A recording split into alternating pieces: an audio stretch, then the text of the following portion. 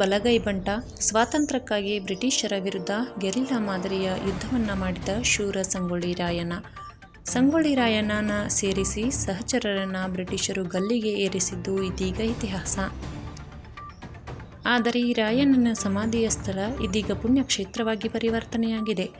ಜಿಲ್ಲೆಯ ಖಾನಾಪುರ ತಾಲೂಕಿನ ನಂದಗಡದಲ್ಲಿ ಇರುವಂತಹ ರಾಯಣ್ಣನ ಸಮಾಧಿಯ ಸ್ಥಳವನ್ನು ನೋಡಲು ಅನೇಕರು ರಾಜ್ಯದ ವಿವಿಧ ಭಾಗದಿಂದ ಆಗಮಿಸುತ್ತಿದ್ದಾರೆ. ಸ್ವಾತಂತ್ರ್ಯ ಹೋರಾಟಗಾರರು ಅನೇಕರಿಗೆ ಪ್ರೇರಣಾ ಶಕ್ತಿಯೂ ಸಹ ಆಗಿದ್ದಾರೆ. ಪ್ರವಾಸಿಗರು ಆಗಮಿಸಿದಂತಹ ರಾಯಣ್ಣನ ಶೌರ್ಯ ಸಾಹಸದ ಬಗ್ಗೆ ಮಾಹಿತಿಯನ್ನು ಪಡೆಯುತ್ತಿದ್ದಾರೆ. ರಾಯಣ್ಣನ ಸಮಾಧಿ ಮಾಡಿದಂತಹ ಸ್ಥಳದಲ್ಲಿ ಇರುವಂತಹ ಆಲದ ಮರಕ್ಕೆ ತೊಟ್ಟಿಲು, ತೆಂಗಿನಕಾಯಿಗಳನ್ನು ಕಟ್ಟುತ್ತಾರೆ. ಅದರ ಜೊತೆಗೆ ತಮ್ಮ ಹರಕೆಯನ್ನು ಈಡೇರಿದ ಬಳಿಕ ಬೆಳ್ಳಿಯ ತೊಟ್ಟಿಲನ್ನು ತಂದು ಅರ್ಪಿಸುತ್ತಾರೆ. ಇತಿಹಾಸ ಪುರುಷನ ಸಮಾಧಿ ಇದೀಗ ಭಕ್ತರ ಪಾಲಿನ ದೇವರಾಗಿ ಬದಲಾಗಿದೆ. ಸಂಗೊಳ್ಳಿ ರಾಯಣ್ಣನು ಹುಟ್ಟಿದಂತಹ ದಿನವನ್ನು ಆಗಸ್ಟ್ 15 ಮತ್ತು ಅವರನ್ನು ಗಲ್ಲಿಗೆ ಏರಿಸಿದ ದಿನವನ್ನು ಜನವರಿ 26, 2 ದಿನವನ್ನು ಇಡೀ ದೇಶವೇ ರಾಷ್ಟ್ರೀಯ ಹಬ್ಬವಾಗಿಯೇ ಆಚರಣೆ ಮಾಡುತ್ತದೆ. ಪ್ರತಿ ವರ್ಷ ಜನವರಿ 26ರಂದು ನಂದಗಡದಲ್ಲಿ ವಿಶೇಷ ಕಾರ್ಯಕ್ರಮಗಳು ನಡೆಯುತ್ತವೆ. ಸಾವಿರಾರು ಭಕ್ತರು ಪಾಲ್ಗೊಂಡು ರಾಯಣ್ಣನ ಪುಣ್ಯತಿಥಿಯನ್ನು ಜಾತ್ರೆಯಂತೆ ಆಚರಿಸುತ್ತಾರೆ. ಇಲ್ಲಿಗೆ ಬರುವಂತಹ ಭಕ್ತರು ರಾಯಣ್ಣನು ಕೇಳಿದಂತಹದ್ದನ್ನು ಕರುಣಿಸುವ ಆರಾಧ್ಯ ದೈವ ಎಂದು ತಿಳಿದಿದ್ದಾರೆ.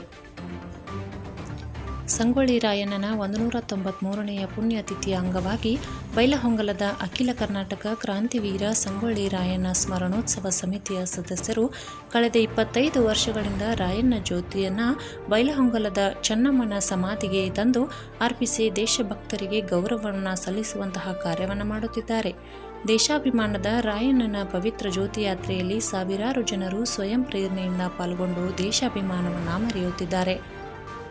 ಈ ಒಂದು ಪವಿತ್ರ ಜ್ಯೋತಿ ಯಾತ್ರೆಯಲ್ಲಿ ಧಾರ್ಮಿಕ ದತ್ತಿ ಇಲಾಖೆಯ ನಿರ್ದೇಶಕರಾದ ಡಾಕ್ಟರ್ ಮಹಾಂತೇಶ್ ಶಾಸ್ತ್ರಿ ಆರಾದ್ರಿಮಠ್, ರಾಯಣ್ಣ ಅಭಿವೃದ್ಧಿ ಪ್ರಾಧಿಕಾರದ ಆಯುಕ್ತರು ಹೊಸಪೇಟೆ ಮಲ್ಲೇಶಪ್ಪ, ಮಾಜಿ ಶಾಸಕರಾದ ಡಾಕ್ಟರ್ ವಿಶ್ವನಾಥ ಪಾಟೀಲ್, ರಾಯಣ್ಣ ಸಮಿತಿಯ ಸಂಸ್ಥಾಪಕರಾದ ಸಿ.ಕೆ. ಮೆಕ್ಕೆದ್, ಅಧ್ಯಕ್ಷರು ರಾಜು ಸೊಗಲ್, ಉಪಾಧ್ಯಕ್ಷರು ಸೋಮನಾಥ ಸೊಪ್ಪಿಮಠ್, ಮುಖಂಡರಾದ ಈಶ್ವರ್ ಹೂಟಿ, ಮಹಾಂತೇಶ್ ತುರುಮರಿ ಸೇರಿದಂತೆ ಸಾವಿರಾರು ರಾಯಣ್ಣನ ಅಭಿಮಾನಿಗಳು ಈ ಸಂದರ್ಭದಲ್ಲಿ ಭಾಗಿಯಾಗಿದ್ದರು.